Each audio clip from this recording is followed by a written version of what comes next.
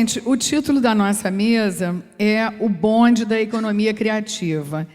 E aqui a gente tem, certamente, 5 importantes condutores desse bonde.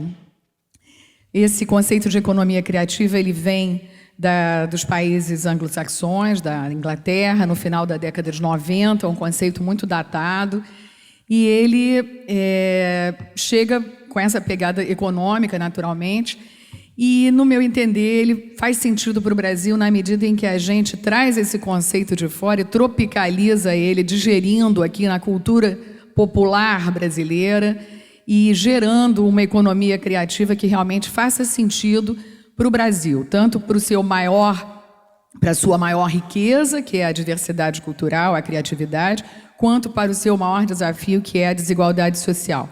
Para mim, só tem sentido falar em economia criativa se a gente pensa numa economia criativa irrigada por essa diversidade cultural dos territórios, e aqui a gente tem 5 representantes, fazedores, condutores desse bonde. Acho muito importante a dimensão econômica da cultura, sem dúvida, geradora de renda, é geradora de oportunidades, mobiliza os territórios, mas eu acho que uma das grandes contribuições do Ministério da Cultura nos últimos anos foi a questão da cultura em 3 dimensões, a cultura na sua dimensão simbólica, cidadã e econômica. E eu acho que essas 5 pessoas aqui são condutores da economia criativa na cidade, levando em conta a importância dessas 3 dimensões em que nenhuma pode estar se sobressaindo às outras. Então, a grande dificuldade aqui vai ser realmente fazer esse povo falar cada um 10 minutos. Partiremos para a violência se eles furarem esse tempo demais, porque o total da mesa é 1h30, então cada um fala 10 minutos e a gente aí tem 50 minutos e a gente tem um tempinho aí para a gente debater, conversar ou alguém acrescentar alguma coisa que não falou no seu tempo. Então, eu vou chamar primeiro o Luiz Fernando, para começar 10 minutos, tá, Luiz Fernando? Vou marcar aqui, ó. Caramba, hein? A coisa vai ser rigorosíssima. Vamos lá. Primeiro, bom dia. Queria agradecer meu parceiro Binho aí pelo convite. Estou muito feliz porque esses caras aqui são uma referência para mim, sabe? Fui no festival lá do Terra, vi o Remoções, que, porra, desculpa o palavrão, mas tem uma referência, o Remoções, por causa da minha história também. Minha família veio de processo de remoção do Morro do Pasmado. O Perim, Crescer e Viver, também sempre estou lá nas reuniões e buscando também adquirir conhecimento. E o Binho é um parceiro da antiga. Vou falar um pouco de cultura, porque é o que eu venho percorrendo aí na cidade. Eu não consigo dissociar cultura de cidade, na verdade. E aí eu venho pensando como é que essa cidade ela produz memória. Eu moro na Zona Oeste, em Senador Camará, e desde pequeno sempre circulei pela cidade. E o trem foi um importante meio de transporte para eu poder circular pela essa cidade e começar a perceber o que essa cidade produz de memória, de cultura, de literatura. E aí eu comecei a circular, comecei a pensar essa cidade, e eu falei, porra, eu moro em Senador Camará, para mim é tudo muito distante. Então como é que eu posso perceber essa cidade a partir do que eu faço, que é o teatro? E aí comecei a participar de eventos, comecei a circular nos saraus, nas reuniões e tal. E aí encontrei uma galera onde a gente criou o Sarau do Escritório, que acontece ali na Lapa, onde a gente consegue reunir, na verdade, gente tudo quanto é lugar da cidade do Rio de Janeiro, da Baixada Fluminense, da Zona Oeste, do outro lado, lá de Niterói. Então, a gente consegue fazer um movimento onde a cidade é super importante. E pensar essa cultura popular. Mas não essa cultura popular estereotipada, que a gente pensa apenas no folclore. Mas essa cultura urbana, do carinha que vende bala no trem, do carinha do pipoqueiro. Como é que essa cidade que produz cultura, como é que eu vou me apropriar disso? E aí a gente começou a pensar essa cidade através da literatura, e por isso do Sarau do Escritório, que acontece ali no Bar da Cachaça, na Lapa. E aí a gente vem já desde novembro fazendo esse movimento, que eu acho que é importante, de contar um pouco da história dessa cidade através dessas pessoas que moram nela. E que às vezes ela não é reconhecida. Tipo, a cada edição do Sarau do Escritor, a gente homenageia um baluarte da Lapa, ou do Centro Histórico da cidade do Rio de Janeiro, que faz esse link também com a Zona Oeste, porque são essas pessoas que circulam pela cidade. Então, a gente vai ter como homenageado agora o presidente, que é um rapaz que frequenta as manifestações desde 2013, e ele é morador da Zona Oeste, e ele é um cara de 62 anos que mora na rua, porém tem uma história incrível e as pessoas não sabem quem é esse cara. Então, a gente faz esse papel de reconhecer essas pessoas e de dar visibilidade para elas. E, na verdade, também acho que é um papel importante a gente perceber quem são essas pessoas que fazem pela cidade. E aí a gente consegue, no sarau, reunir a poesia, a gente consegue reunir o rap, a gente consegue reunir o teatro, o audiovisual. E eu acho que é um ponto importante também a gente pensar que hoje esse espaço aqui é incrível, mas a gente tem uma dificuldade muito grande de ocupar os espaços fechados da cidade do Rio de Janeiro. Eu acho que a gente vem mudando isso, vem fazendo um movimento bem bacana nesses últimos 6 anos, 4 anos. Tem as arenas cariocas, tem as lonas culturais, mas eu acho que a rua é um importante papel que tem que ser... tem que ter uma ocupação. E aí a gente, do Sarau do Escritório, do Coletivo Peneira, a gente tem esse foco, que é ocupar a rua. Então, a gente vai para as praças, a gente vai para as feiras, a gente tem a rua como um papel importante de criação. Então, todas as nossas atividades, ela é feita para a rua, porque a gente acredita que a arte tem que ir onde o povo está, como diz o poeta. Então, a gente ocupando essa rua, a gente mostrando também o que a gente produz, que não é um produto amador, é um produto de qualidade, tem uma pesquisa, tem uma referência, tem um estudo, mas como é que a gente chega até essas pessoas? E, na verdade, a gente também pensa na questão do espectador, dessa galera que está do outro lado, porque nem todo mundo tem 30 prata para pagar, para entrar no circo voador, para entrar na Fundição Progresso, R$50, R$100. Então, como é que a gente produz áudio de qualidade na rua, onde o povo pode chegar, onde a galera pode fazer, e que a gente promova esse encontro também. Eu acho que a Flismo é um momento desse, de promover encontros. E todos os encontros promovem memórias. E essas memórias é o que a gente foca. Então, eu escrevo, e o que eu escrevo são a partir das memórias que eu vivo. Minha monografia foi referente aos vendedores do trem, os ambulantes. São uns caras que eu sempre pensei, porra, esses caras, eles decoram texto, eles criam personagem, eles têm uma proposta de venda para chegar no comprador. Esses caras todo dia estão ali pegando aquele trem e são personagens incríveis. Eu comecei a pensar e pesquisar esses caras e comecei a fazer umas entrevistas e tal. Tem um gordo chato do trem, que ele se denomina isso, gordo chato do trem, está no YouTube, tem vários vídeos desse cara.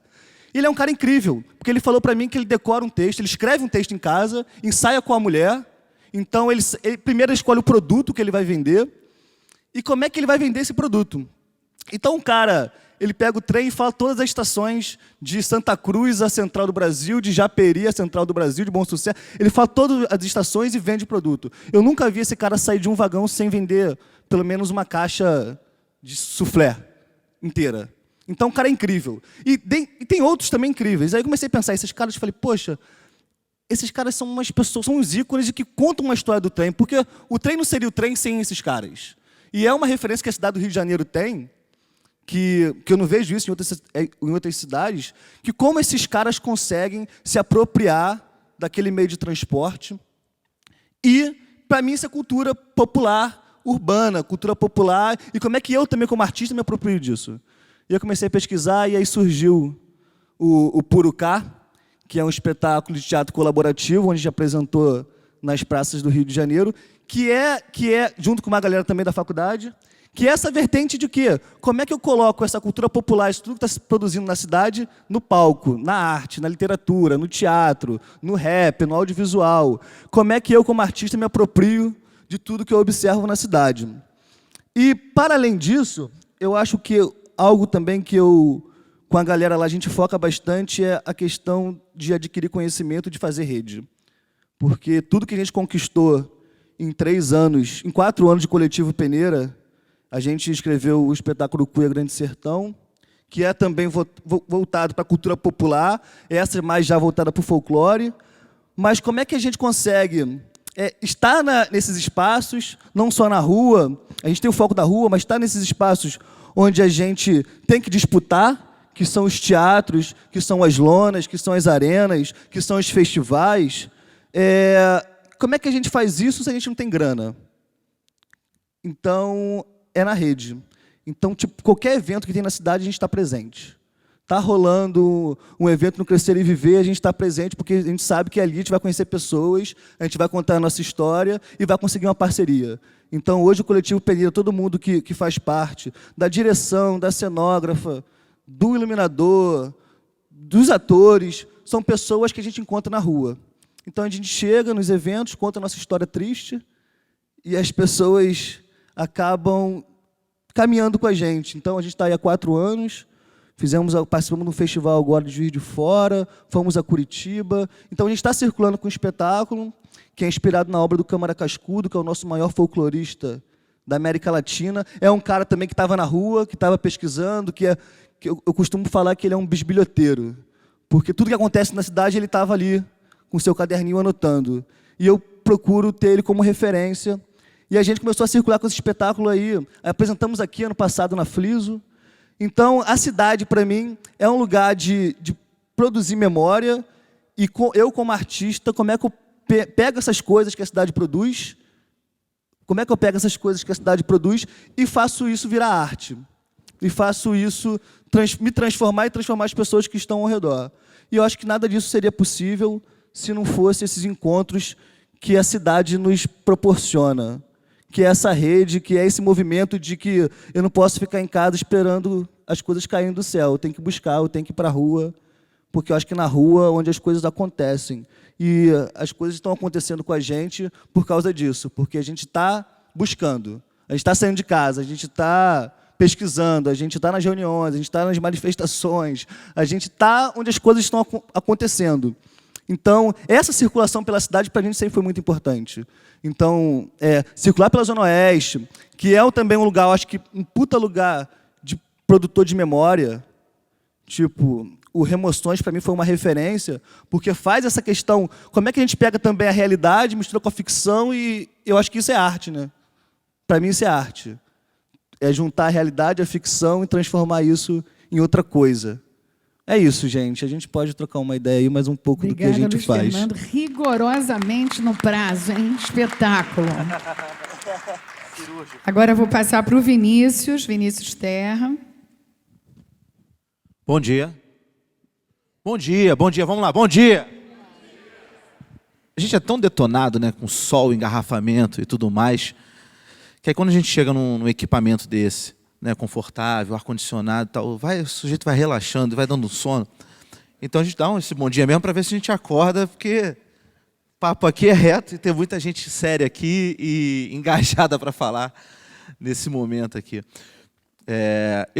Além desse momento confortável, aqui eu também fiquei um pouco deslocado, porque eu, antes de sair de casa, fiquei pensando, pô, vou com camisa do festival, vou de boné, pô, vou botar boné. Olhei os 895 bonés e falei, pô, não vou de boné não, que o negócio é mais sério. Aí vejo 3 malandros de boné. Então, quer dizer, aí o malandro do rap fica deslocado de novo, né? Voltei a ser minoria aqui.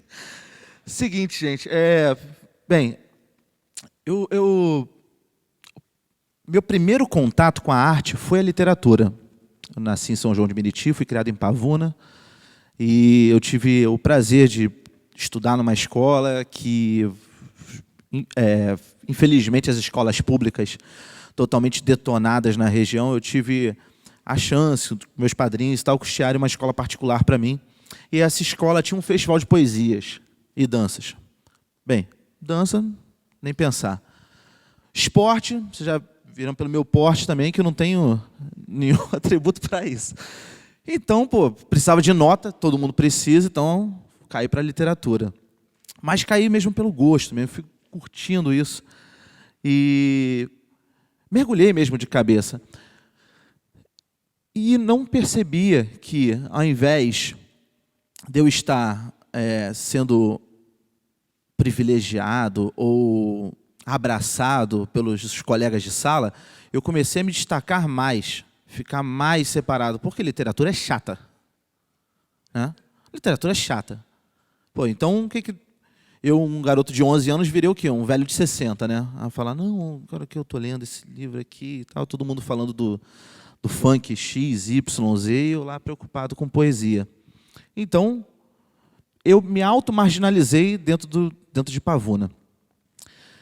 Mas, então, fiquei os treininhos fiquei, e falei, dane-se, vou ficar desse jeito mesmo, eu gosto disso, e me apaixonei. E a literatura me levou para campos, para lugares que eu jamais imaginava. E perceber como se pode reinventar a realidade a partir da arte. Depois disso, na adolescência, eu conheci a cultura hip-hop. E, claro que eu me encantei. Não pensava em ser rapper, em nada disso. Eu realmente assim curtia estar ali junto com os grafiteiros, com os b-boys. Às vezes eu dava umas frases para os grafiteiros, para colocarem ao lado dos seus grafites e tudo mais. E realmente eu me apaixonei por aquilo. Só fui tomar coragem de fazer rap com 17 anos. Hoje eu tenho 33.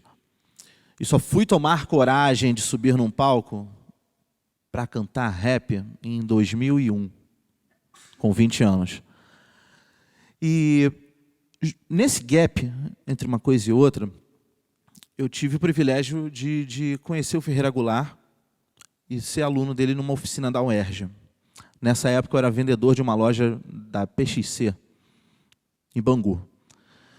E, bem, os colegas ali estavam tirando onda comigo, né? Porque eram pessoas que já eram universitários, eu não era, e eu tinha que correr atrás do meu prejuízo, né, de literatura. E foi ali que eu percebi que o meu barato era o rap mesmo. Foi ali que eu percebi que o rap, por mais que seja um estilo que ainda engatinha no Brasil, ele é um estilo extremamente sofisticado, porque você tem que colocar a poesia, rhythm and poetry, né? Rap, né? Ritmo e poesia. Você tem que colocar poesia dentro do ritmo. Então isso é de uma sofisticação tamanha, porque você tem que ter uma noção de tempo, espaço, bumbo, caixa, para você conseguir compor bem o seu verso e que o seu verso seja decente. Tem que trabalhar naquele silêncio entre o bumbo e a caixa. Além disso, fiz letras. Fui me tornar professor de língua portuguesa, lecionei durante 9 anos e acho um barato estar participando de uma festa literária da Zona Oeste, justamente porque o primeiro lugar em que eu lecionei literatura brasileira foi no bairro de Cosmos.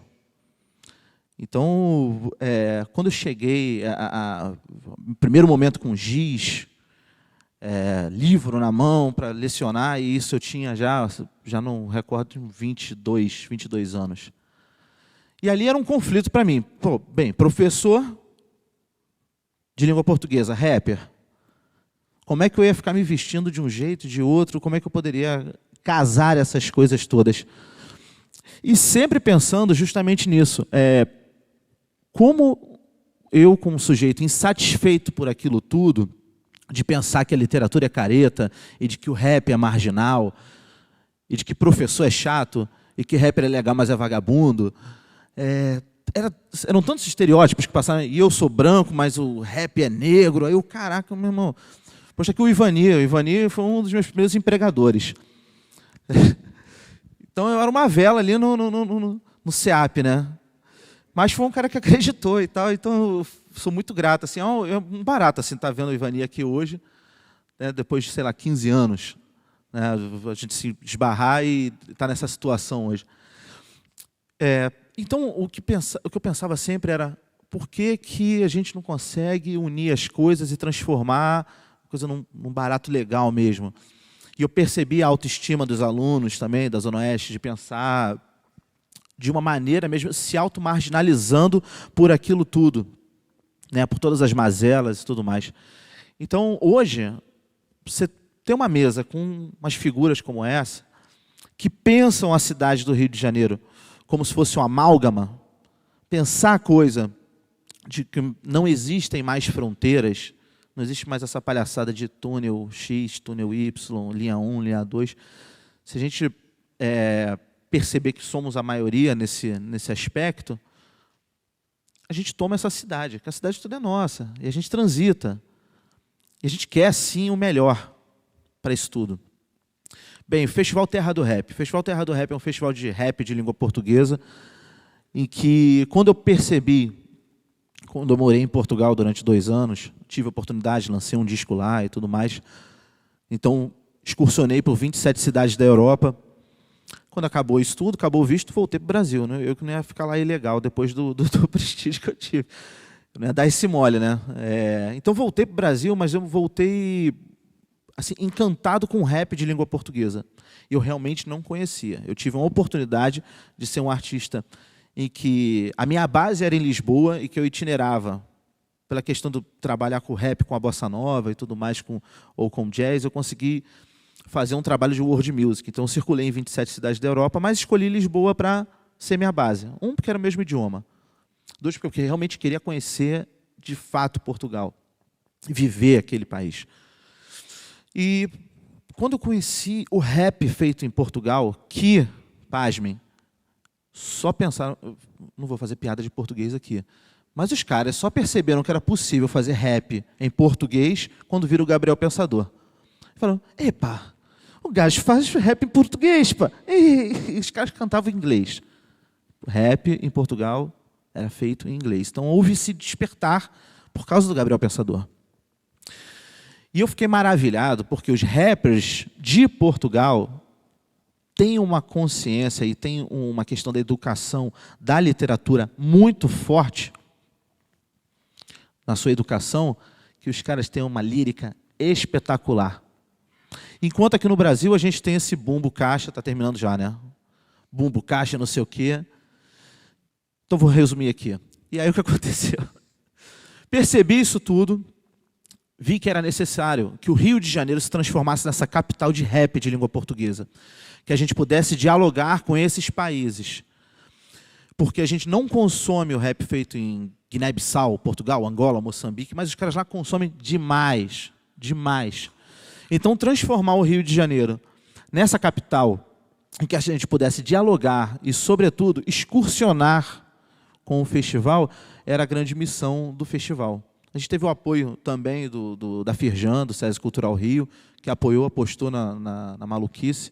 E esse ano a gente teve recorde de público e recorde de repercussão midiática. A gente foi desde o jornal Expresso até o Esquenta. A gente conseguiu mapear isso tudo. E hoje a questão do rap lusófono e mostrar que o Rio de Janeiro é sim essa capital referência para esse diálogo, não tem melhor mérito. E é isso. Infelizmente são 10 minutos, não vou extravasar, mas daqui a pouco eu faço uma ressalva. Obrigado. Obrigada, Vinícius. Vamos agora ao Quack.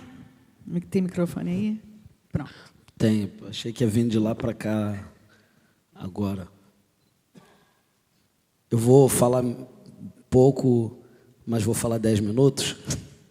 Se tu ficar me dando 220 com bagulho de papelzinho, tu vai ver só lá fora. Esse bagulho de levantar, falta 5, falta 2. Ué, Bi, tem que avisar, passar uma visão pros caras, pô. Bagulho de papelzinho com nós, não. A gente vai falar até o momento que for de falar. Tô de pilha, fica tranquilo. Já saí dessa vida. Vou falar pouco porque eu tô tossindo muito, aí deixa o tempo pro Perim também.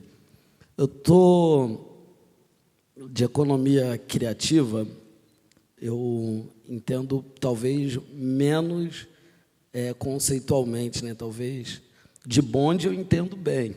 Essa quadrilha aqui, economia criativa, talvez eu não tenha muito, nunca tinha parado para pensar nessa parada. Nem amálgama. Os caras meteram as palavras que... Puta que pariu. Mandei um SMS para minha irmã, falei, pesquisa aí, me manda de volta essa porra. Caralho, falei, que isso, cara? Os caras pegaram pesado pra caramba, mano. Os caras foram estudar bagulho de literatura, essas coisas. É bom que tem um monte de alunos de ensino médio aqui, e eles também devem estar anotando essas porra tudo, não deve? Agora vai o Perim desconstrói a porra toda, começa a falar um monte de gíria e confunde. Mais tranquilo. Eu fico pensando assim na minha memória de Cidade de Deus, né? Acho que talvez a minha primeira economia criativa, né, que não foi minha, na verdade foi do meu pai. Ele pegou uma lata de, não sei que tamanho era aquilo, mas era um pouco maior do que a lata de Leite Ninho. Acho que era uma lata de Neston, que era um pouco maior, né? E aí fez um furo, meteu-lhe um barbante e me deu uma baqueta para eu desfilar no bonde, bloco da lata, né? Enquanto ele ia desfilar na escola de samba, que na verdade era um bloco carnavalesco da Cidade de Deus, que é o Coroado de Jacarepaguá. E tinha, na minha época de infância, um lance que eu não sei por que acabou, não sei de onde foi isso, chamado Banho de Mar Fantasia. E era lá em Sepetiba. Eu ficava, depois que você cresce, fica pensando, por que a gente não fazia aqui no Alvorada, no Quebra-Mar, ir lá para Sepetiba, praia que não dava nem para mergulhar, fazer o banho de mar fantasia.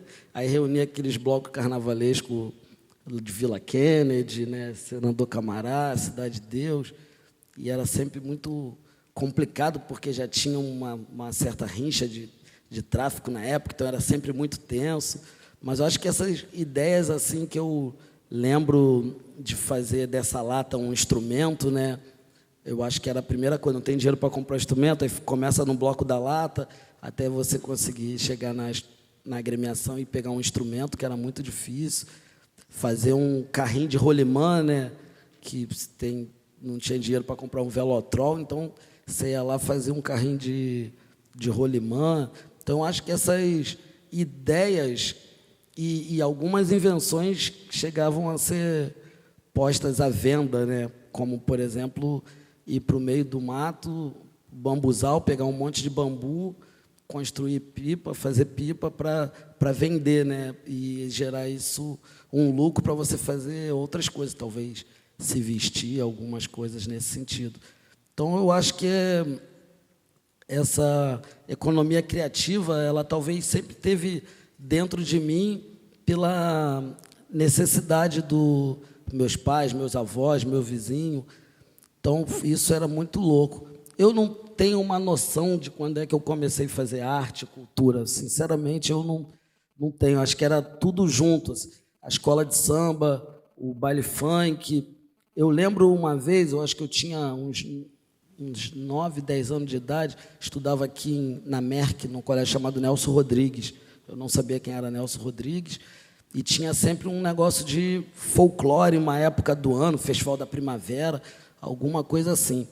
E na Merck, que é bem aqui perto, né, a gente falou de fronteiras e tal, mas da Merck para a Cidade de Deus era uma distância que a gente imaginava, era como se, sei lá, a gente morava no Bronx, na Cidade de Deus, e a Merck era Beverly Hills. Era uma coisa assim, sabe, muito louca, que meu pai tinha um Fusquinha, e quem teve Fusca e de favela sabe que o Fusca nunca tinha uma cor, né? Porque o paralama era de uma cor, o para-choque era de outra, a porta era de outra, a carroceria, o carro era 67, a carroceria era 70, era um conjunto de coisas ali para formar um carro, né? E normalmente a gente fica feliz quando o nosso pai vai buscar a gente de carro na escola. Eu era um pesadelo, assim, meu Deus do céu. Meu pai vai vir me buscar hoje. Eu me dava uma dor de barriga, eu me tocava lá para dentro da escola. Só saía depois que saía a menininha que eu estava gostando, os amigos. Depois que todo mundo ia embora, eu saía meio com a mão na barriga assim. Meu pai nunca soube disso, que eu tinha vergonha quando ele ia me buscar com o Fusca. Eu preferia quando ele ia a pé mesmo, porque é essa coisa. Mas tinha essa distância, né, essa coisa dessa escola, assim. E aí tinham muitos colegas brancos, né, lá, e eu me identificava mais com os pretos, mas tinha o Ronaldo, que tinha olhos verdes, o Pablo, hoje ele faz culinária e tal. Tinha uma galera, a gente se dava bem.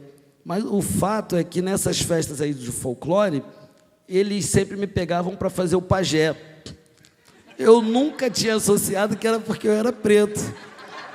Muito louco. E eu ressuscitava o boi. Então, era muito louco. Me botavam uma saia, né, uns colares, e você vai ressuscitar o boi. Eu falava, caralho. E ia amarradão ressuscitar o boi. Aí depois que eu fui crescer, me deu uma raiva deles. Eu falei, caralho, mano. Os caras me botavam... Nada contra ser o pajé, ressuscitar o boi, mas pô, era só porque eu era preto. Então, muito louco. Eu fui tendo essas coisas, mas graças a Deus isso não foi me amargurando, né?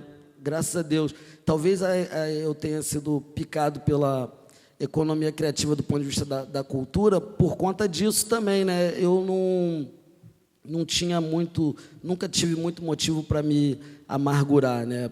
Porque eu tinha muito amor dentro de casa, do meu pai, da minha mãe, da minha irmã. Então, questão de beleza, o Júnior vive dizendo que eu sou feio, e eu vivo olhando no espelho e falando, ele não está vendo a mesma pessoa que eu estou vendo. Ele não é possível. Ele não está vendo a mesma pessoa que eu estou vendo. Toda vez que ele fala essa porra, porque eu, como é um cara que eu considero muito, então, qualquer porra que esse cara fala, tu tem que ter cuidado com essa porra, cara. Qualquer coisa que tu fala, eu levo a sério pra caralho, mano. Diz que não pode, né, palavrão. Qualquer coisa que o Júnior fala, eu levo muito a sério. Então, quando ele fala pra mim, pô, qual que tu é feio pra caralho, isso aqui lá. Aí eu falo, caralho, Júnior. Aí eu chego em casa e olho e falo, não é possível, não é a mesma pessoa que eu tô vendo. Mas então eu tive essas coisas. E meu pai menos, assim, né? Meu pai sempre teve, eu acho que, muito receio de falar com a gente. Vai por aqui, vai por ali. Deixou sempre a cargo da minha mãe. Acho que ele foi bem sábio nisso. A mão do cara tá coçando ali, ó.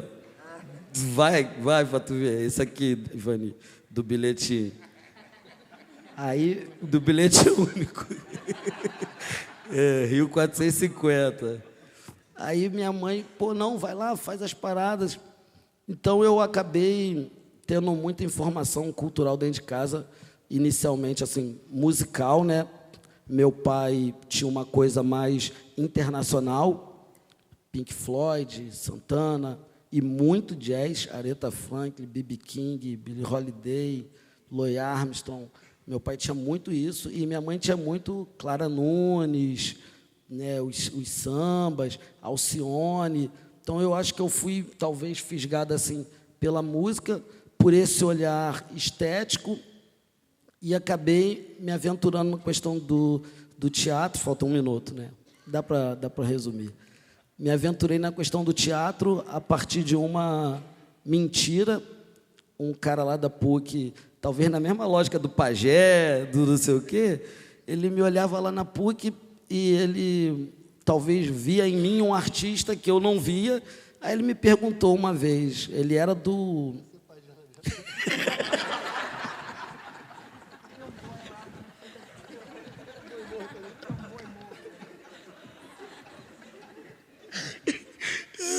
É quase isso. Aí ele virou para mim e falou assim, ele era, eu esqueci o nome que é o centro acadêmico que é de todos os centros, eu esqueci o nome, DCE, esse negócio aí. Ele era do DCE. Aí ele falou para mim, pô, vai ter um festival. E sabe que esse bagulho de acadêmico, eu adoro um preto favelado para se juntar, para fazer essa ali. Aí eu era funcionário, eu não era aluno, então era... Mas não, pô, tu não tem um grupo de teatro, alguma coisa assim e tal? Eu falei, caí na gatice dele, falei, tenho.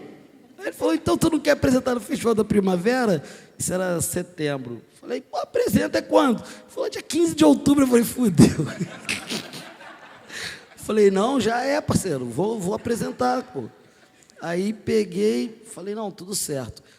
Tinha um amigo meu da Cidade de Deus, tenho, o Fábio State, ele vivia me chamando, conhece ele? Ele vivia me chamando para fazer teatro. Eu tinha muito preconceito, falei, esse maluco que me chamou para fazer teatro, esse bagulho é maneiro não, eu vou fazer essa porra não. Quando esse cara me chamou para fazer o Festival da Primavera, eu falei, não, vou chamar o Fabinho. Chamei o Fabinho, chamei a Núbia, e chamei o Charles Rosa, que hoje é artista circense e tal. E aí nós 4 fomos e montamos a primeira peça da Tumulto, e daí a gente foi fazendo outras coisas. Eu vou ter que parar, mas queria só antes saudar aqui o Ivani e o Écio Salles, que são 2 referências para mim incríveis, assim. Queria pedir uma salva de palmas para eles, que esses caras me ensinaram muito do pouco que eu sei. Eu ainda estou aprendendo bastante aqui com o Perim, que tem que parar de me falar essas coisas, tudo que eu falo eu acredito. Agradecer minha madrinha e Binho pelo convite. É para passar perim? Eu queria passar direto para o Binho, que ele vai querer aloprar. Ele vai querer aloprar no tempo. Eu respeitei, não respeitei? Respeitou. Então, beijo.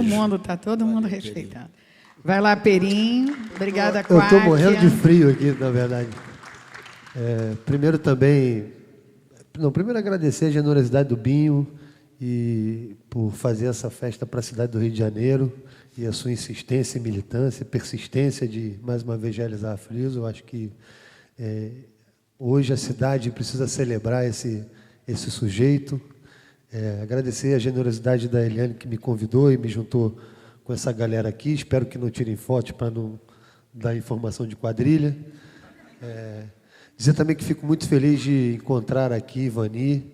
Ivani, que é um dos sujeitos de cultura que eu nasci em São Gonçalo, na verdade. Eu conheci Ivani em São Gonçalo, né, em outros contextos, na militância e tal. E também o Écio, enfim, são duas grandes figuras que eu admiro pela trajetória e pelo afeto também que sempre me dedicaram. Vou tentar colocar essa discussão um pouco mais nesse patamar, talvez, do conceito ou da disputa do conceito, né? Acho que a Eliane já deu aqui um pouco o que eu realizo. Eu não sou um cara famoso, mas sou um pouco manjado, então eu imagino que a maioria de vocês devem conhecer um pouco do que eu, como realizador de cultura, como produtor cultural, faço na cidade do Rio de Janeiro. Mas eu acho que o mais importante agora... chegou aí o Antenor, grande parceiro da Firjan. Dá uma puxada no saco também, porque o cara está patrocinando aqui o Binho, né? Eu também faço uns eventos aí. Não, mas tentar dizer assim, a gente está vivendo... Eu tenho refletido muito sobre a cidade, mas numa outra perspectiva. Eu acho que a cidade, ao mesmo passo que está avançando, né, na visibilização de realizações e de fazimentos dos sujeitos que vivem e que se forjam nos territórios populares, não só na Zona Oeste, mas nas periferias, na favela, que ganham não só uma qualidade estética do que realizam, mas que também aprimoram a sua forma de se expressar e de disputar a cidade. A cidade, por outro lado, vive um momento meio chato, né, que me preocupa muito. E isso é preciso a gente dizer. A cidade, às vezes, tem uma bad trip, assim, uma galera que por não conseguir realizar ou por não conseguir emplacar aquilo que deseja, projeta no sujeito que consegue realizar, e muitas das vezes no sujeito que vem do território popular, a dificuldade dele fazer, né? Então, primeiro eu queria deixar isso claro, porque eu vejo aqui alguns jovens, e eu acho que esses jovens têm que ser a geração posterior à nossa. Nós somos a geração posterior à geração de Ivani, e agora a gente tem uma tarefa, quando eu olho para esses caras aqui, menos falando das minhas realizações, mas mais falando da realização deles, são agentes da formação de uma nova geração. E aí que a gente vai falar dessa coisa de economia criativa. E essa nova geração não pode ser uma geração ressentida. Primeiro porque a gente vive numa sociedade nova, o Brasil é um país novo, um país... O Darcy Ribeiro dizia uma coisa que era o seguinte, o povo brasileiro tem vontade de beleza, e cada vez mais a gente vê isso expresso tanto na realização dessa nova geração de realizadores e de produtores artísticos e culturais, quanto na mobilização de uma galera para estar consumindo, se relacionando, se expressando e se conectando a partir dessas experiências que a gente vê surgir em vários territórios populares do Brasil, não é só no Rio de Janeiro. É preciso dizer isso. Agora, o Rio é um polo, o Rio é fantástico, né? O Rio é o realismo fantástico, se a gente for pensar em comparar cidade e literatura. O Rio é cheio de personagens, o Rio é cheio de histórias, o Rio é cheio de consequências, como a gente vê aqui do Quack. Nenhum de nós aqui foi instado a estudar para fazer cultura.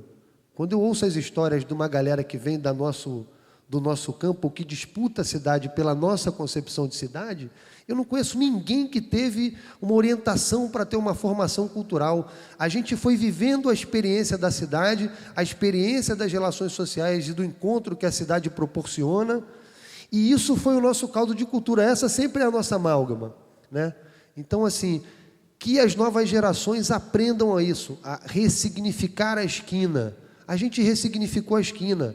A gente é de uma geração que, quando era adolescente, ficar na esquina era coisa do bandido, a mãe mandava sair na base da porrada, né? E agora a gente está retomando a esquina com essa ideia do espaço público, reconstruindo esquinas, quebrando simbolicamente espaços retos, caricatos que estavam dados para o sujeito morador e que nasceu em periferia e que nasceu em favela dos grandes centros urbanos brasileiros.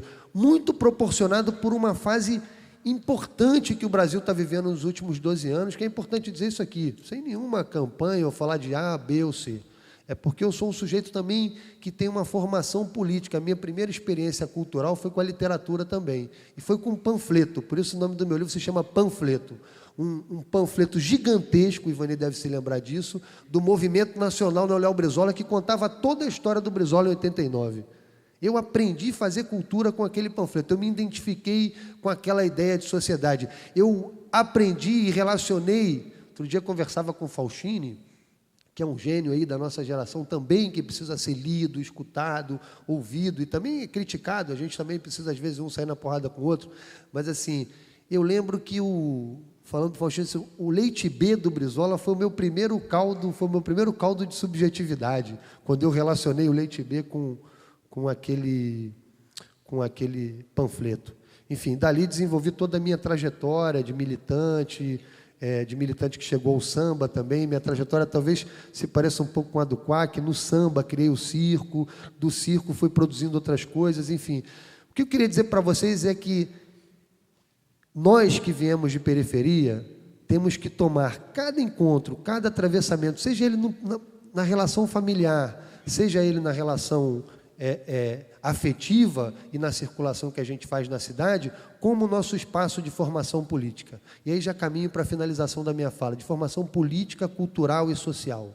Porque é isso que faz a diferença da disputa que a gente precisa fazer pela cultura no país e na cidade do Rio de Janeiro.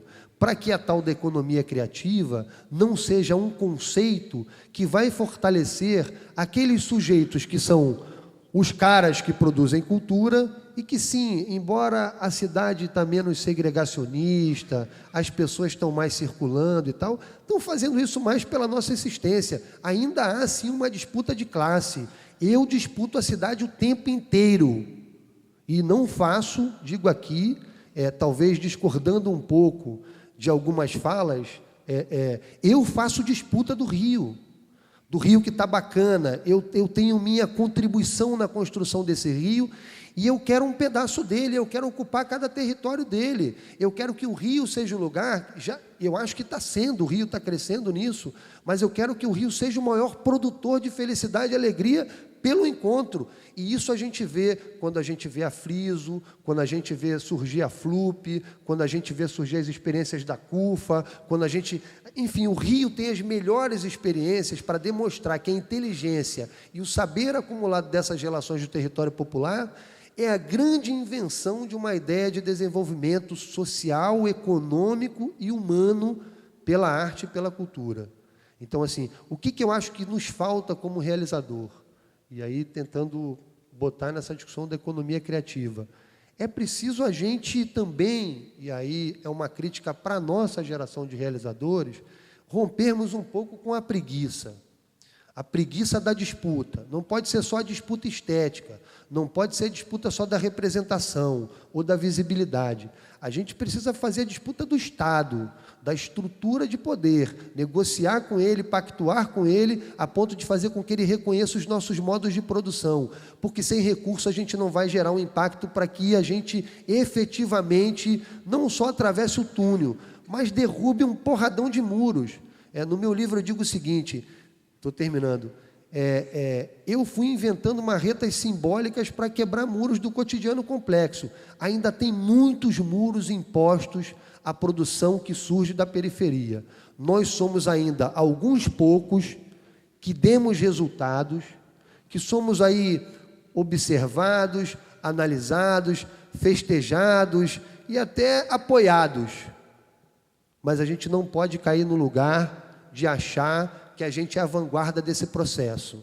porque a gente vem do lugar de multidão, o que a gente faz tem que ganhar escala, e o Estado, a sociedade e, sobretudo, as estruturas que geram a governança e fazem a regulação da produção da vida, precisam compreender que nós inventamos modos de significar a vida, de fazer dela uma atividade produtiva e que ele precisa ler adequadamente o que a gente faz para que a gente tenha impacto e outros que estão atrás de nós, e agora termino, o moço ali já levantou meu dedo, pô, falei 10 minutos já?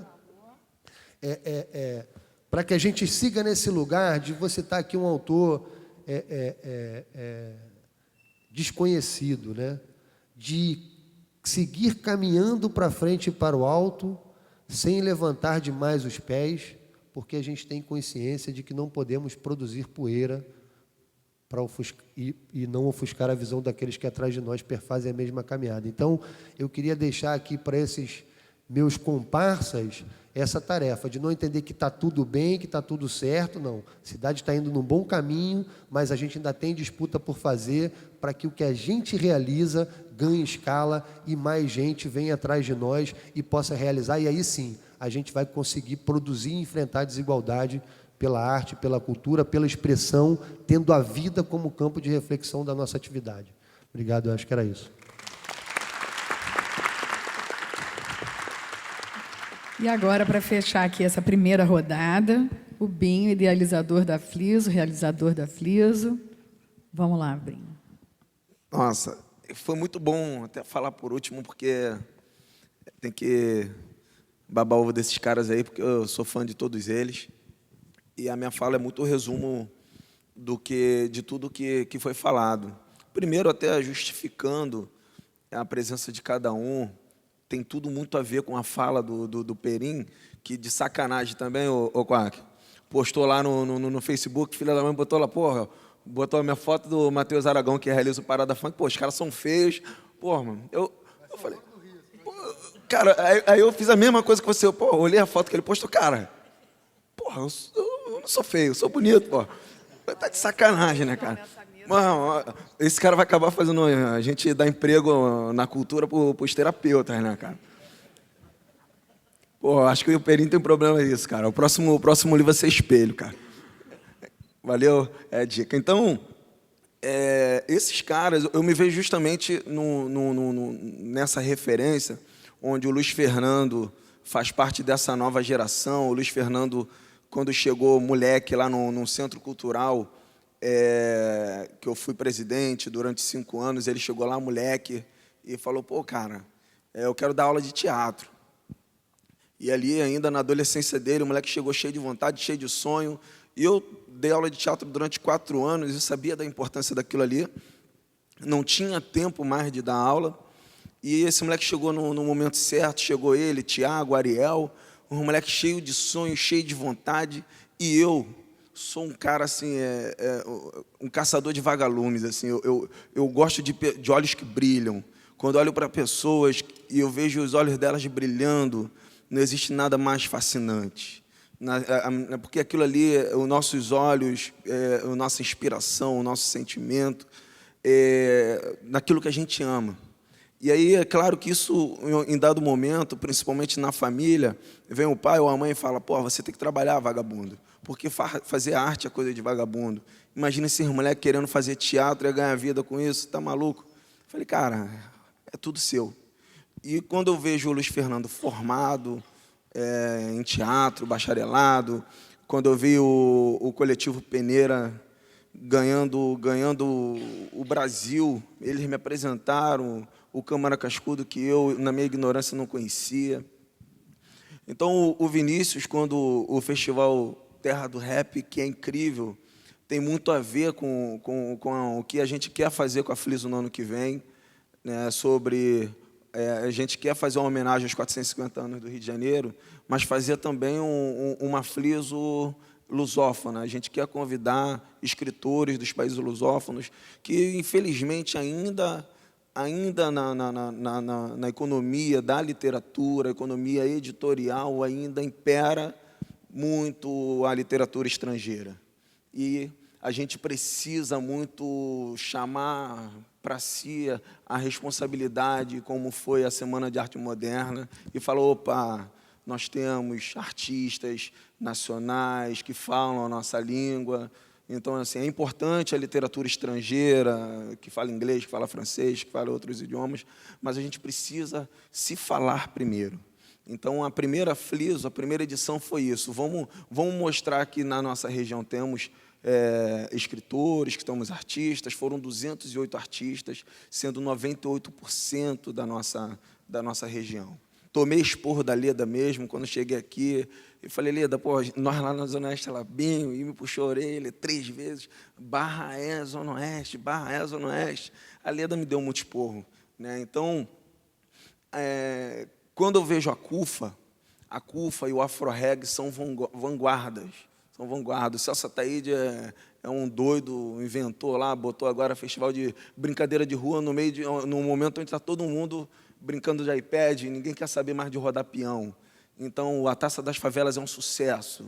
E o Circo Crescer e Viver, o Júnior Perim, minha mãe está aqui, eu não vou falar palavrão, mas eu xinguei muito esse cara também. Eu falei, porra, Perim, a gente tem que levar isso aí lá para a Zona Oeste. Eu comecei a me ver de uma forma assim, chegar assim, pô, eu conheço os caras que estão aí bombando, eu vou chegar lá e falar, pô, meu irmão, vamos fazer isso aí lá na Zona Oeste. Vamos fazer isso. Então o Perim falou, cara, então só de sacanagem a gente vai fazer o festival aí, ó, arruma uns lugares lá na Zona Oeste para a gente fazer o Festival Internacional de Circo.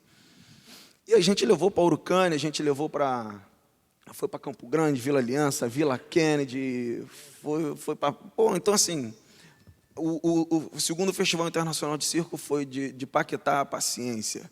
Foi incrível. E, infelizmente e felizmente, no dia exatamente da Vila Aliança, no dia da nossa apresentação lá, nós tínhamos mais de 300 crianças e a polícia fez uma intervenção lá com caveirão, tiro para todo lado. 2 pais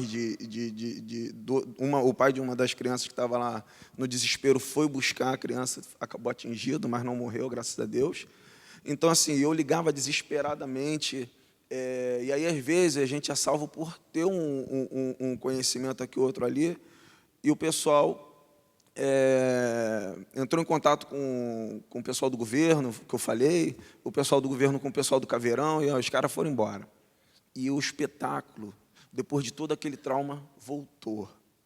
Então, a Eliane, porque a Eliane ela é a madrinha de todos nós. Eu falo que, assim, infelizmente, eu conheci a Eliane depois que ela já estava saindo já da Petrobras e não pude, né, ter acesso lá, né, aos apoios. Então, a gente começar a construção do apoio, mas, ao mesmo tempo, eu percebi que a gente precisava... Eu fiz uma pergunta ao Rui César há uns 10 anos atrás, falei, por que os investimentos não chegam na Zona Oeste? Aí ele falou, bem, eu, molecote, assim, sempre fui muito perguntador, ele, bem, deve ser porque o pessoal não está elaborando o projeto direito. Aí eu fui aprender a elaborar projeto, fui lá fazer projeto, falei, como que faz, como que é chegar a Petrobras? Para mim, a Petrobras era o PhD da parada. Então, assim, pô, a pessoa que consegue ter um projeto patrocinado pela Petrobras tem que ser muito fera.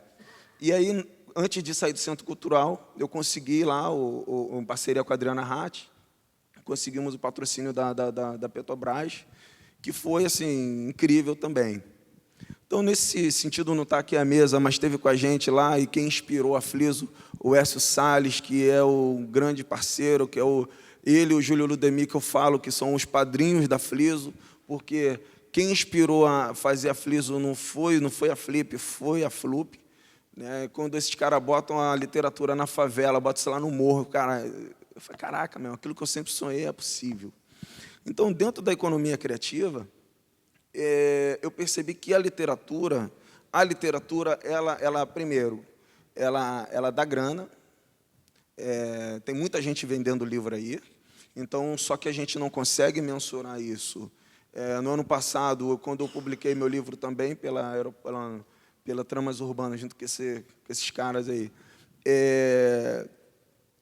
cara, salvou meu Dia dos Namorados. Minha esposa lá, o duro, pô, levei 20 livros para a faculdade, pô, não tinha um puto no bolso. Aí, pô, quando eu cheguei lá, eu vendi todos os livros, pô, liguei para minha esposa, vamos para o restaurante. Então, assim, muita gente querendo escrever, muita gente produzindo, mas essa galera batendo cabeça. Eu vi uma galera que não sabe escrever um projeto, não sabe captar recursos, não sabe chegar ao captador. E foi quando entra o Antenor na história aí, que a gente chega lá na Firjan e fala, pô... Me desculpa, deixa eu só te dar um dado que é Vai lá. importante isso que você falou. É lamentável, até que é uma correção que o Ministério da Cultura precisa fazer, que o esquema do Vale Cultura, você só possa entregar ele nas grandes livrarias, porque tem 17 bilhões rodando de dinheiro agora, e o maior consumo do trabalhador brasileiro está sendo o consumo do livro, mas ele só vai nas grandes livrarias. Era preciso que esse cara da rua, que vende não sei o quê, que, como você que estava vendendo esse livro, possa receber de alguma maneira o vale mesmo, que impresso e trocar, sei lá, numa caixa econômica, não sei o quê. Então, e aí, quando a gente chega no Antenor e fala, olha só, cara, o que vocês querem? A gente quer uma capacitação para a galera do projeto. Que a Fliso, no ano passado, fez um panorama de Zona Oeste, identificou potencialidade e fragilidade, e a gente, nessa fragilidade, nesse segundo ano, falou, opa, nós precisamos preparar essa galera para poder ter acesso a esses recursos. Os recursos estão aí. Agora, como captar, como gerenciar o recurso, como as pessoas, a gente tem que romper com o discurso de que o dinheiro tem muito dinheiro para pouco e nada para a maioria. Então, a Firjan acreditou na Fliso, já era um sonho nosso, a gente, ano que vem, quer estar com a Firjan novamente, com a Petrobras e outros mais. Então, já está aqui, o papo é reto.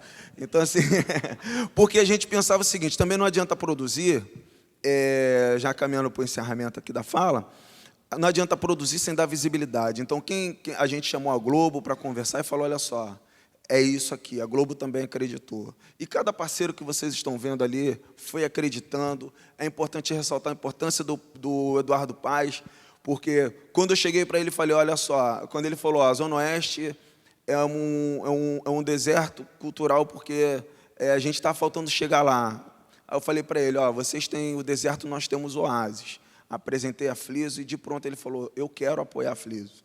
Apoiou ano passado, apoiou esse ano, e esse ano entraram mais parceiros ainda.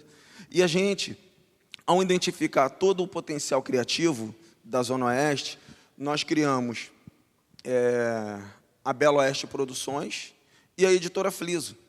A Editora Fliso para quê? Para dar conta dessa demanda que existe no setor, onde a gente fica batendo nas portas das editoras, a gente manda e-mail para a editora e a editora não responde, e aí, assim, nessa história toda, eu passei 17 anos para publicar meu primeiro livro. E isso, infelizmente, muita gente desiste. Eu estou aqui, e assim, muito feliz com a presença da minha mãe, estou com minha mãe, meu filho está aqui, porque a minha mãe foi a pessoa que, pedagogicamente, eu sem um livro em casa, minha mãe me fez ler.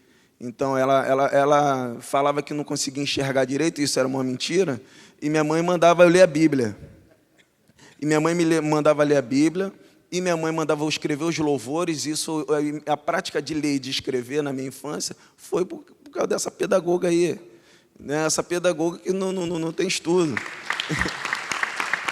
Então, a minha mãe, ela é o meu orgulho, ela é a minha mestra, a minha professora. E, Ivani, a importância de você estar aqui e da minha mãe, porque eu, nascido e criado no Evangelho, e sempre sendo um admirador seu, como um dos ícones do candomblé no Brasil, a minha mãe me criou com amor, nunca teve intolerância, sabe? Minha mãe me criou com tanto amor, respeitar as pessoas de todas as formas. Então, isso que eu busco passar para as pessoas, venho conquistando parceiros, essa equipe maravilhosa, né? A Dani, a Luísa, toda a equipe que vem produzindo a Fliso, que, na verdade, esconde um monte de coisa de mim, que não me deixa saber de um monte de problema que acontece, as pessoas que me protegem, porque eu busco transmitir esse amor que minha mãe passou para mim. E produzir a criatividade hoje, para mim, é justamente isso, é produzir com amor. Mas só que de amor, o amor não enche barriga.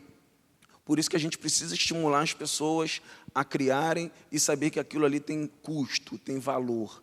Então, a gente está chegando, está rompendo fronteiras e, acima de tudo, como o Júnior falou, eu olho para frente, vejo minhas referências e, chego aqui e falo, cara, isso aqui é viável. Eu quero que essa molecada que está aqui, do ensino médio, essa galera que está aqui, produza, e mais do que isso, eu quero estar junto. Por isso que o Renato do Eixo Rio, ele sofre na minha mão, porque como eles querem, o papel é costurar, eu falo, tem isso aqui, porque o nosso papel é fazer pontes e derrubar muros. Muito obrigado.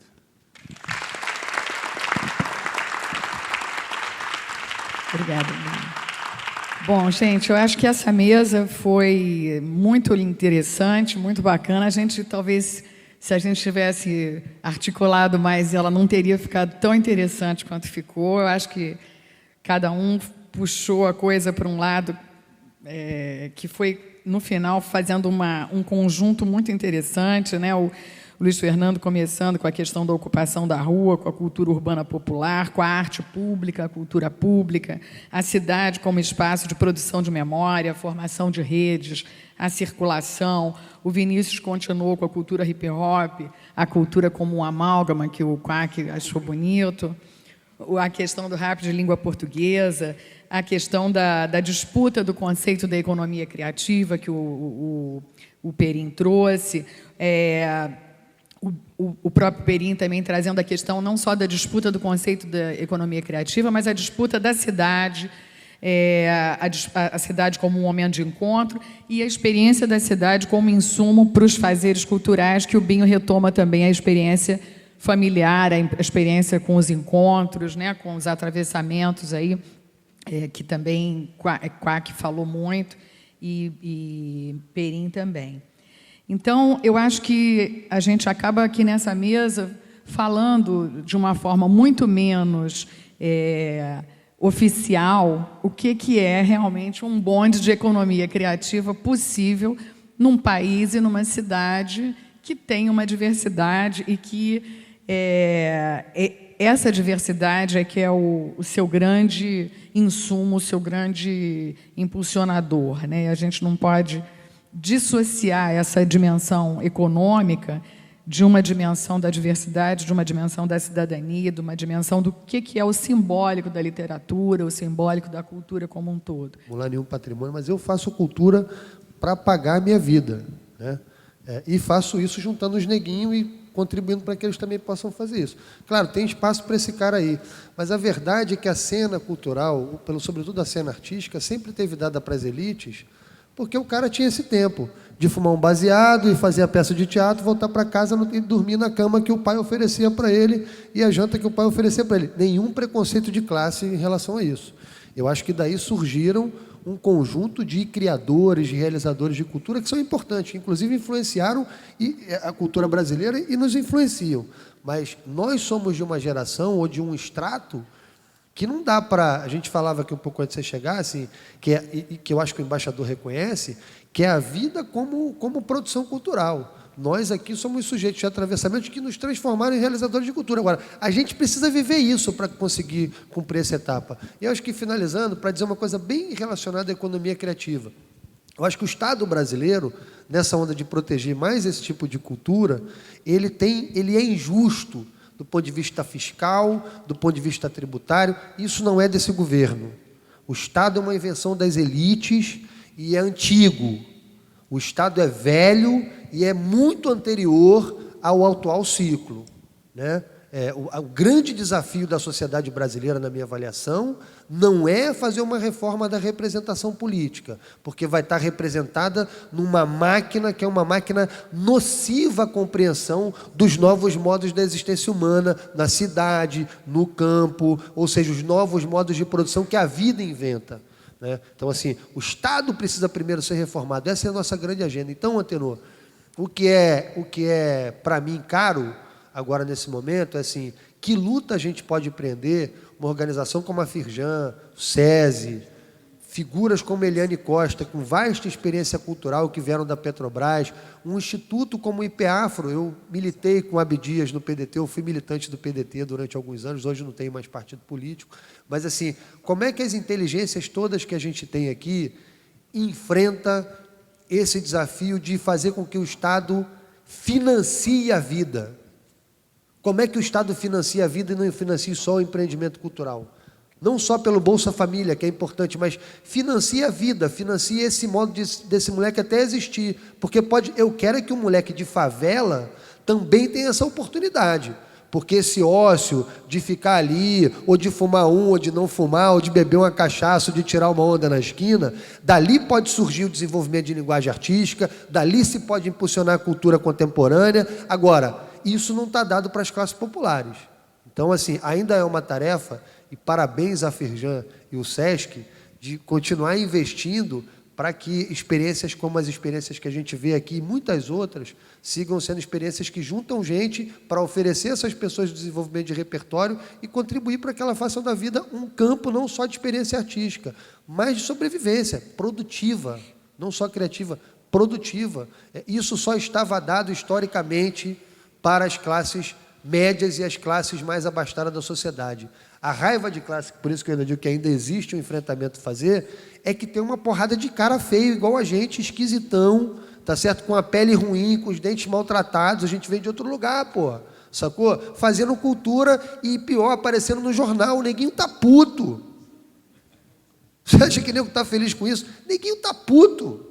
E que é bom que fique mesmo. Por isso que eu digo, nós não estamos num ciclo ruim da sociedade brasileira. Nós estamos num bom ciclo de botar o Quack para exibir o filme dele no playground da esquerda carioca, que é a Praça São Salvador, que só tem branco ali, falando de maoísmo, socialismo, marxismo, idealizando a favela, idealizando a revolução, não produzem absolutamente nada, levam o cara para passar um filme. Quando o cara acaba de passar o filme, porra, mas tu não tem vergonha de ter a marca da Petrobras aí, não?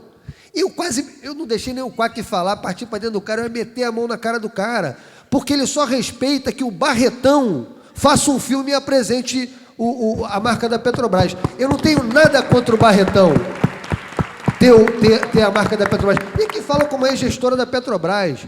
A nossa disputa, e aí agora termino, o grande problema da sociedade brasileira é a desigualdade econômica, a concentração de renda e riqueza. Pela cultura está dada uma possibilidade da gente enfrentar esse problema.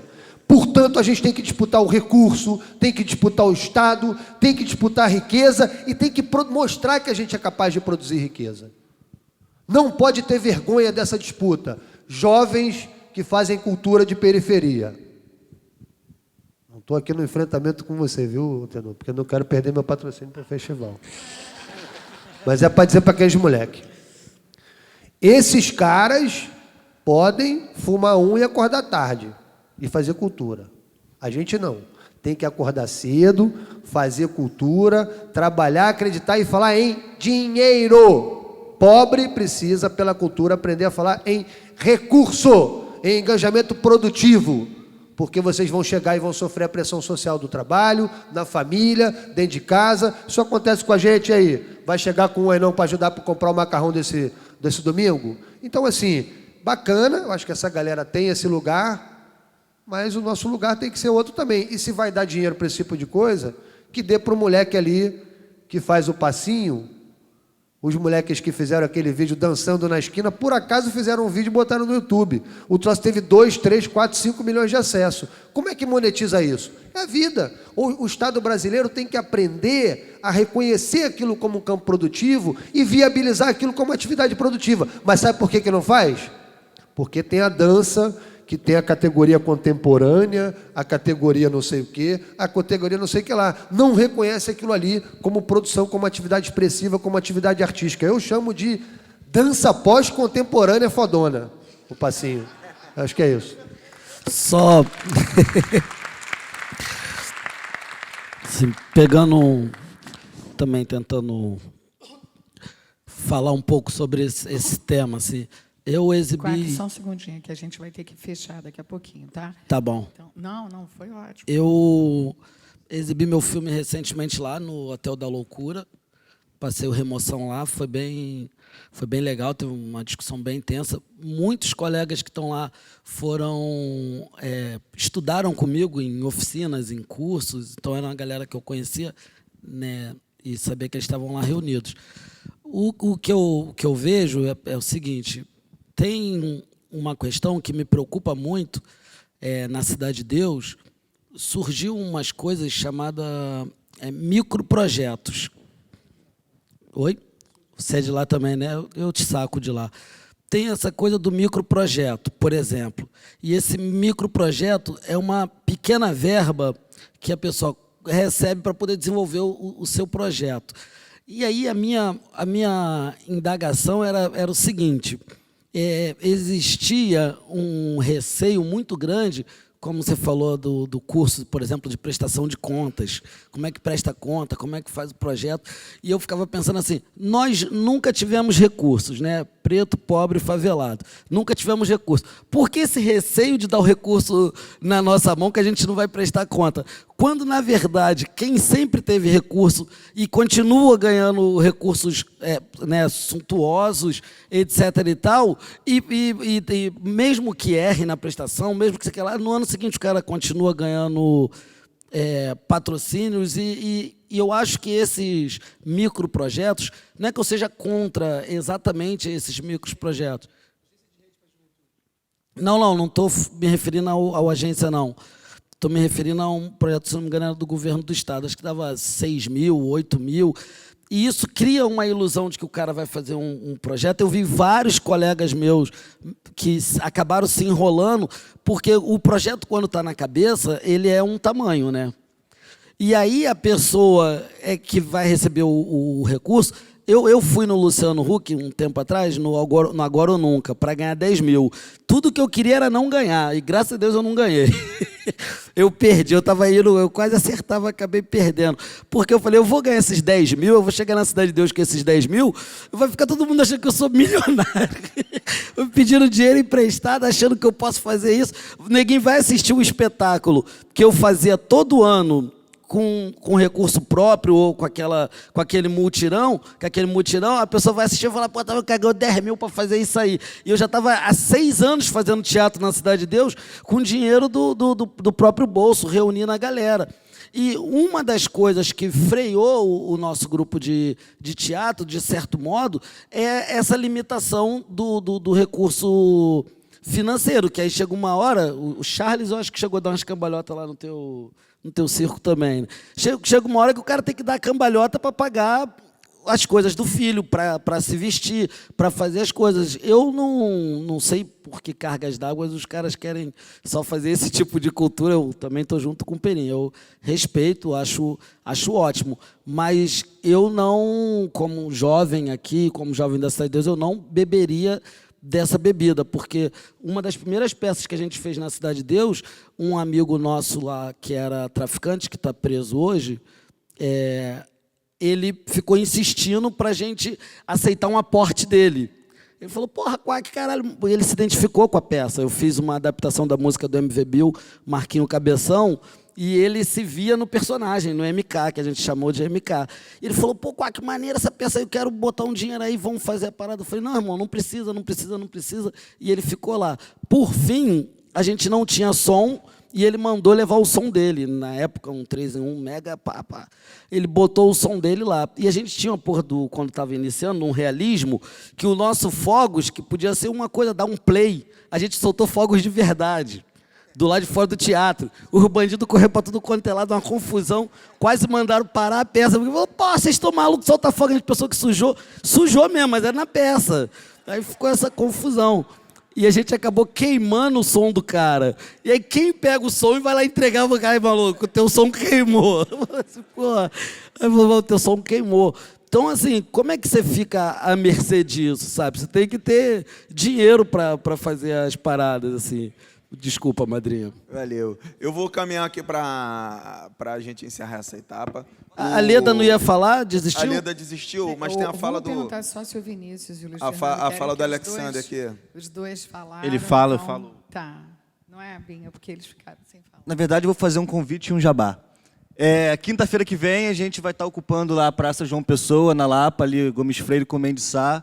Então, a partir das 14 horas, 16 horas, estaremos ali em frente ao Bar da Cachaça, com o sarau do escritório. Então, a gente convida todos vocês para ocupar a praça lá com a gente. E o jabá a gente tem uma página no Facebook que se chama Mufa Produções e Sarau do Escritório. Então, Mufa, Movimento das Utopias e Fricções Artísticas. É isso aí, rapaz. E Sarau do Escritório. Valeu, galera. Só queria chamar a atenção aqui, rapidamente, mas assim, para o que está acontecendo nesse momento. Quando o Perim estava falando para a gente não deixar a poeira para fazer com que as pessoas enxerguem à frente, eu estou fazendo um disco agora chamado Progresso em Processo. Que a primeira frase, o primeiro verso, eu estou falando justamente disso, que eu só via poeira. Então, a minha missão é não deixar poeira. E olha o que está acontecendo aqui. Na verdade, a gente cresceu dessa poeira. A gente é resultado de uma série de coisas.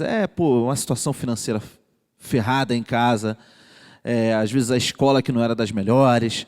São tantos sintomas que, de repente, provocaram enfim, provocaram a gente ir à frente e tentar fazer a diferença. E aí o barato, assim, eu estava pensando assim, caramba, olha o que eu participei esse ano, além dos eventos de hip hop e tal, viagem para gringa e não sei o que lá, eu pensei assim, caramba, em menos de um ano eu fechei o Prêmio Jornalista Abdias do Nascimento, eu fui o artista que encerrou, me convidaram como artista de hip hop. Foi um barato que o trabalho das causas sociais, Causa Negra, eu estava lá encerrando. Participei da FLUP esse ano em Salvador, em São Paulo e no Rio, junto com uma rapper de Moçambique. Participando da Fliso agora, além de ter o Terra do Rap. Então, assim, eu parei para pensar nisso. Olha como a gente também, aos poucos, a gente está se articulando e está criando uma diferença. E proponho aqui depois para a gente tomar mais uma rodada de água, para conversar sobre isso, a gente criar esse bonde da economia criativa e realmente incentivar mais as pessoas, porque se a gente enxergava a poeira e a gente não está deixando poeira, que a gente continue e que os próximos e as próximas gerações, né, e cabeças e tal, como está o Antenor falando da história dele e tal e tudo mais, se não tivessem essas cabeças hoje ocupando os lugares e procurando fazer a diferença, a gente continuaria com muita poeira pela frente. E é isso. Obrigado. Boa tarde. Valeu, Vinícius. Bom, quanto a essa provocação do Antenor, eu posso te dizer o seguinte, a escuta que vocês fazem, nós fizemos vários encontros lá, vocês nos escutaram e nos atenderam de acordo com as nossas reivindicações. E aí, se tiver uma rodada lá então, conseguir o patrocínio da Ambev também, bacana. Eu não bebo, né, mas eu acho que assim, a escuta foi o que a Fliso, na primeira edição, fez. A gente rodou. Da primeira edição, criamos o Espaço Vivos por Direitos, lá em Senador Camará, que o Cipriano foi lá falar de cidadania. Criamos o projeto Palavras que Libertam, que está aqui, o diretor cultural do Degase. Então, assim, a Fliso, ela fez uma escuta e voltou. E uma das escutas mais forte foi que a dificuldade de acessar aos recursos, aos editais, era justamente entender onde estão e como fazer. As pessoas, realmente, elas querem botar um projeto que está na cabeça. Na prática, é muito mais fácil sair fazendo do que colocar no papel. Então, quando eu fiz o Empretec pelo Sebrae, né, que o Sebrae está nos apoiando agora, a primeira vez uma parceria com o Sebrae, eu fui fazer o Empretec porque eu queria entender a cabeça do empresário. Isso em 2007. Se eu trabalho com cultura e eu quero patrocínio, eu quero saber o que atrai o empresário. E eu não sou de bobeira. Quando eu quero buscar uma parceria com a Firjan é a Federação das Indústrias. Então, se eu quero chegar nesses caras, eu quero chegar nas indústrias, assim como no SESC, chegar aos comerciantes. Então, a gente precisa entender e fazer com que os caras entendam que existe uma galera responsável que está fazendo, se essa sociedade, se a situação das cidades, do país não está pior, é porque nós existimos. E a gente precisa assumir isso mesmo. Tá? Porque assim, a gente aqui é respeitado pra caramba. Chega lá na cidade de Deus, fala com esse cara aqui, chega em Camará, então chega lá na Vila Aliança, então a gente é respeitado. Então a gente entra onde o Estado não entra. E a gente precisa de apoio para isso sim. Mas aí a gente sabe, igual lá, eu tomei muita porrada, porque eu me comprometi de comprar livros lá dos escritores, e aí a segunda parcela do patrocínio só saiu em julho, agora. Então, assim, isso da Fliso do ano passado. Então, os escritores falaram, pô, o cara vai dar cano na gente, não sei o quê. Meu irmão, eu falei, cara, eu não posso mandar, eu tenho que esperar o dinheiro sair. Então, quando o dinheiro saiu, a gente começou a fazer os pagamentos. Então, assim, e por quê? Porque eu quis comprar os livros, porque eu sabia que os livros estavam lá cheios de poeira. A gente encontrou um monte de gente, Perim, lá, desses artistas que participaram, um monte de gente com depressão, gente esquecida, gente sofrida. E aí a Fliso, ela mexeu, falou, pô, meu, vamos acreditar. E a gente precisa contagiar isso. O Perim falou uma coisa muito importante, que é, às vezes, quem quer derrubar a pessoa que se levanta para fazer, às vezes é o de dentro, é o fogo amigo. É o fogo amigo. Então, a gente precisa, quando eu olho para essa molecada aqui, eu olho para essa plateia aqui, eu vejo minhas referências que eu me espelho, e vejo essa molecada aqui, que estão vindo lá de Nova Sepetiba, de outros lugares do Rio de Janeiro, e eles precisam saber que o Valdir Onofre, Olelete, existe. O precursor do cinema na Zona Oeste é Valdir Onofre, e é por isso que o nome dele, a gente tem uma sala aqui, o Cine Valdir Onofre.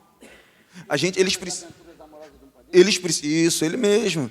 A gente precisa saber, as pessoas, é o Valdir Onofre, 80 anos, aí a gente fala na cena do cinema, quem conhece o Valdir Onofre é um absurdo, Então, Paulo Lins fala, Paulo Lins nasceu no Estácio, mas cresceu na CDD. Então, quando essa molecada de Nova Sepetiba, que fica acreditando que lá, que não tem nada de bom, tem sim, vocês são as coisas boas que tem lá. Porque se vocês ficarem esperando, como eu falei lá, conversando com vocês lá fora, esperando que alguém leve, vocês vão ficar de cabelo branco e as coisas não vão chegar. Então, eu espero que vocês façam. Vocês precisam fazer. Lá na Vila Aliança não tinha nada. Está aqui minha família, está aqui meus amigos, estão pessoas aqui que viram as coisas, a Vila Aliança se degradando. Eu montei a primeira biblioteca comunitária lá. Começamos a fazer, a acreditar. Então, o desenvolvimento intelectual, ele é fundamental para vocês aprenderem que, ao raciocinar, o político que chega lá achando que Zona Oeste é curral eleitoral, eles vão ver que vocês são críticos políticos. E é isso que o nosso papel faz. Porque quando o Perim vai lá fazer um selfie com a presidenta Dilma, esse safado aí bota aquela cara feia dele, a cara dela tu não fala que é feia, né? Ainda mais sem maquiagem dela. Então, assim, quando esse cara vai lá na presidenta... Então, viu? Esse cara foi lá falar com a presidenta, meu irmão. É isso. E aí eu recebi um convite lá do Ministério da Cultura, vai ter um encontro dos intelectuais e artistas com o presidente Lula e com a Dilma. Pô, você tem que ir. Então, assim, então eu sou artista e sou intelectual, porque eu me posicionei assim. Eu falei, eu sou intelectual, eu sou artista, sim. E é isso que eu estou falando. Que vocês só vão ser respeitados quando vocês se posicionarem e falarem, eu faço isso, eu acredito no meu bairro, eu acredito em mim, eu posso melhorar. Certo? Então, aqui, Nova Sepetiba, a família da minha amiga Luceliana, que está ali, minha aliada, né, minha irmã, que puxa minha orelha pra caramba, a família dela mora lá. A gente sabe que o negócio lá precisa. E aí, o que vocês têm que fazer? Fortalecer a Elizabeth. Fortalecer, irmão. Não adianta esperar bater na porta dela e falar, pô, Elizabeth, tem que ser feita alguma coisa. Vocês sabem como é difícil fazer as coisas lá. Eu já falei para ela, vamos montar uma biblioteca lá? Tudo para mim é biblioteca. A transformação começa no livro. Por isso que eu adoro a Leda, a cidade literária, eu estou aqui parceiro desse projeto por isso. Porque o livro é a transformação. É o livro. E aí a gente sai do campo passivo de quem lê para o campo de quem escreve. Ninguém mais conta a nossa história por nós. Ninguém. Não deixe ninguém falar por Nova Sepetiba. Eu amo Zona Oeste, mas eu sou incapaz de responder por ela. Eu muito mal falo pela Fliso. Quem manda em mim é a Daniela. Então, assim, a gente aqui tem um trabalho muito sério. A gente só está começando, mas é muita atitude. É atitude mesmo, certo? Então, é essa atitude que a gente precisa ter. É chegar onde tem que chegar, buscar apoio que tem que buscar. Então, assim, a gente precisa, para que a Elizabeth tenha um projeto lá dela apoiado, então, assim, ela vai participar. Aí, se ela não quiser participar, aí, pelo menos, a oportunidade foi dada. Eu não vou aceitar dela um discurso de que eu não escrevi um projeto porque eu não sei. Eu não sei montar uma ONG. Eu não sei isso, aquilo, outro. A Firjan, cara, a expertise dela é essa. Vamos lá? A gente vai fazer uma feira de negócios sociais. O Sebrae, a gente não tinha recurso para poder alugar os 20 boxes. Pô, Sebrae, a gente precisa disso. O Sebrae vai chegar junto. Então, para expor, as pessoas precisam ver. As pessoas circular a cidade, mas essa Zona Oeste estava fora do circuito. Então, Cipriano, a Barra ela é, de certa forma, uma periferia. A Barra é um não lugar. Ela é um não lugar, porque é o seguinte, o que acontece? A Barra, muita gente da Zona Sul não vem para cá, muita gente daqui, muita gente só trabalha aqui. Então, a Barra ela fica um lugar sem identidade. A Barra não tem identidade cultural. Não tem. Então, mas ela é a Zona Oeste, sim, geograficamente. Então, a gente precisa falar o seguinte, meu irmão, acabou essa história. Sempre quando você falou de Barra, foi primo rico, primo pobre. Eu não sou primo pobre de ninguém, não, irmão. Não sou, não. Então, assim, ou a gente se impõe, ou a gente vem e ocupa esse espaço aqui mesmo, está aqui. Quem não ocupa é bobo, porque a Leda, o Calil aqui sempre colocam à disposição, tá? Então, assim, dão estrutura assim, a gente não teria condição para pagar aquela mesa ali, que é caro para caramba. Então, assim, irmão, a gente precisa fazer parceria, como o Luiz Fernando falou. É rede, certo? Então, assim, a inspiração, o brilho nos olhos, acreditar. Mas, acima de tudo, você só realiza se você se capacitar, aprender a ouvir, ter humildade. Tudo isso porque, assim, são os ingredientes que me fazem ser respeitado.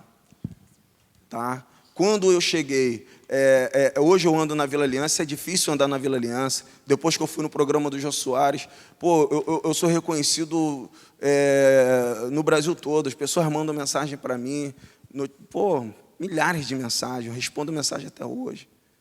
Então, assim, na hora que a gente está com isso aqui na mão, é uma responsabilidade muito grande. Na hora que a gente está digitando, escrevendo, a responsabilidade é grande. Então, vamos ter cuidado com que mensagem a gente passa, certo? Nada contra quem bebe, quem fuma, né? Então, assim, eu não trabalho com contra. A Fliso é a favor que a Zona Oeste ela seja reconhecida e seu potencial. Não existe vira-lata na Zona Oeste. Então, assim, a Zona Oeste ela é forte, mas ela precisa se agregar e acabar com esse discurso de coitadinho que ainda impera. E a Fliso acabou com isso. As pessoas que se envolvem na Fliso, elas têm uma outra concepção. Gente, então, está encerrada a mesa. Muito obrigada a todos. E de tarde tem mais Fliso.